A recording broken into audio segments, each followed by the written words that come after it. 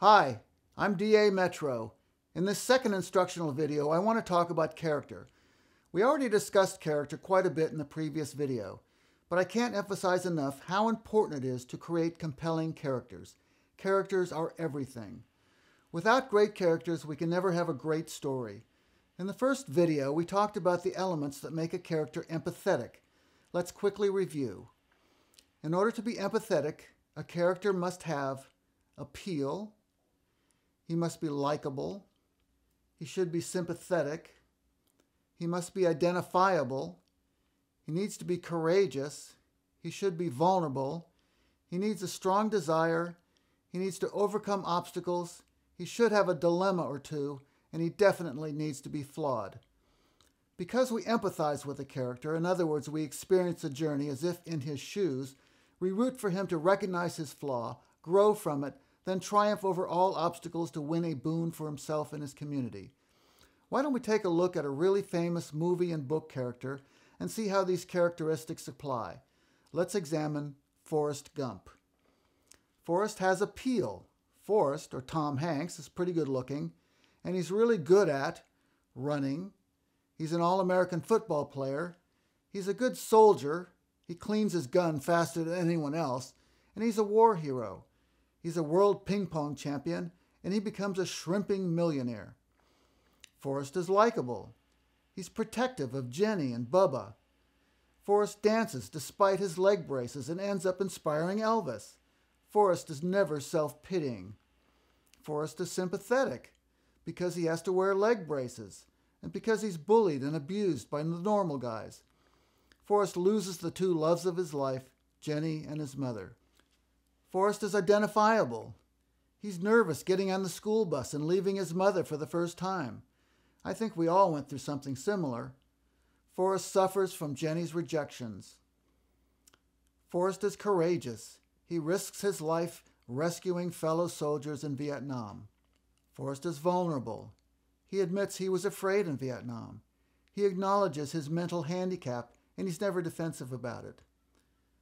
Forrest has a strong desire. He wants to love and to be loved. Forrest has a strong desire to marry Jenny. Obstacles. In his case, Forrest must endure his physical and mental disabilities. Dilemmas. Forrest faced a real dilemma when Jenny's boyfriend beat her up. Forrest wanted to kill the guy, but Jenny thought she was in love with him. If Forrest killed him, Jenny would have been even more hurt, but at least she wouldn't have suffered the guy's bruises. What could Forrest do? Forrest's flaw is his gullibility and his mental handicap. The protagonist is usually the main character who drives the story, the guy who really wants something. He goes after it in a big way. He's driven to achieve his goal. According to the ancient Greeks who invented the term, the protagonist is literally a combatant fighting for a prize. Forrest Gump is not your typical protagonist. It seems like things happen to him a lot more than he makes things happen. Still, you've got to admit, he's very appealing, and specifically, he's empathetic. We feel so close to Forrest that we end up sharing his journey, feeling his pain, and experiencing his growth. The story of Forrest Gump is a great one because Forrest is a great character. Beyond having appeal and evoking empathy, our characters must be dimensional. A one-dimensional character is a character who's flat and doesn't grow. To describe our hero John as tall and dark with a big mustache makes him pretty one-dimensional. The first dimension is how we and others see him. That is, his external appearance and his behaviors. Let's say John is a tall, dark New York cop who has a pet peeve about wife beaters and also has a slight drinking problem. That gives him a little more dimension. It almost makes him two-dimensional. Seeing him take action and respond to events, both physically and in dialogue, adds to his second dimension. To make John three-dimensional, we've got to let the reader know not only his appearance and his mental quirks, but most importantly, his backstory, the events and traumas that gave birth to his fears and inner conflicts. In other words, why does John have a drinking problem? What started that? And why does he have a thing about wife beaters? Did his father beat his mother, perhaps? This would have been traumatic for John as a boy. It probably played a big role in shaping his character. Does he like to arrest wife beaters and save the victims because his inner child wishes he could save his own mother? Characters who lack dimension will be boring. They won't engage us. We won't believe in them. Characters who do engage us will make us want to follow their journey. Once we've created empathy for our main character, it's very likely we'll become willing to follow him almost anywhere, to see what he's going to get himself into, to see how he's going to face his challenges, how he's going to get out of predicaments. We'll be especially interested to see how he's going to resolve his flaw or inner conflict and achieve his desire. By the way, since we've mentioned desire, I should note there's a difference between a character's desire and his need. His desire is what he thinks will fix his flaw. His need is the thing that he still has to discover, the thing that will fix his flaw or heal his inner wound. This thing, this need, is usually painful, and he doesn't want to confront it. We'll talk more about this in the next lesson. The problem we face as authors is that we formulate a character in our heads. Sometimes we can imagine this character in such detail, we forget that we have to get these details on the page. We forget not everyone's going to carry around the same mental picture of our character. Make sure the dimensions of character are woven into your story. The sooner you can help your reader get to know your character, the better. Many authors will spend the first several pages just painting a three-dimensional picture of their main character. Why? We need to hook our readers as quickly as possible. Think how many books you've picked up, read the first few pages, found you weren't engaged, and put the book back on the shelf. We talked about inner conflict in the previous video. This is what makes the character fascinating to us. As I mentioned in the first lesson, we're not interested in characters who are perfect, unless we're purposely inventing a character who is a perfectionist to the point of being neurotic. But then you see, he's not perfect, is he? He's neurotic. He's flawed. We are intrigued by the flawed character. In fact, the more neurotic, flawed, crazy, and obsessed our character, the more we'll want to know about him. I guess that's just human nature. To review, inner conflict is often caused by a childhood trauma. It's the dramatic event that caused our hero to erect her first emotional barrier. It created her first real fear. And because it impacted her so profoundly, she carries it deep down inside herself. She doesn't ever want to forget it for fear that she won't be prepared should it happen again. It causes her to react in a certain way in certain circumstances.